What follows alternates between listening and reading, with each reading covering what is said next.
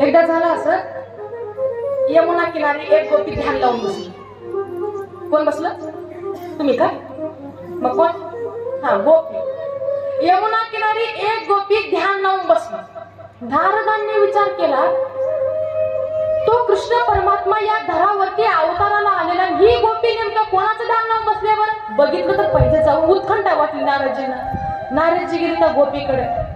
गोपीला म्हटलं, ए गोपी, गोपी, म्हणजे कोणाचं ध्यान लावलंय तू?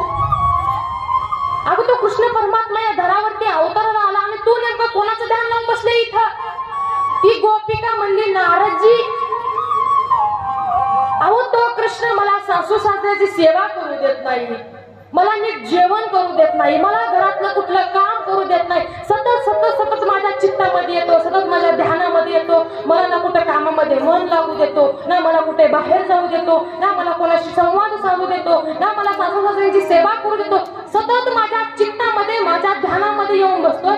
वास्तविकता मी कुण्या कृष्णाला ध्यानात आणण्याकरता ध्यान लावलं नाही, त्या चित्तातून काढण्याकरता इथे ध्यान लावून बसले. ही गोपिका, मी कृष्णाचं ध्यान लावलं नाहीये, त्या कृष्णाला माझ्या चित्तातून बाजूला करण्याकरता नारदजी मी ध्यान लावले. ती गोपी.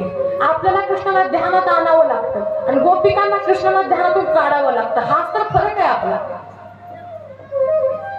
मग कसं नारदांनी ब्रह्मदेवाला विचारलं, रोज तुम्ही ध्यान लावून बसता, तुम्ही तर विश्वगुरु आहात. ब्रह्मदेवाने सांगितलं, मी विश्वगुरु नाहीये, मी जगताचा मालक नाहीये, तो कृष्ण जगताचा मालक आहे. मी केवळ त्या भगवंताचा एक सेवक आहे. त्या विधात्याने मला निर्माण केले. मग कोण आहे तो कृष्ण? काय आहे त्याच्या कथा? मला सगळं सांगा. ज्या कृष्णा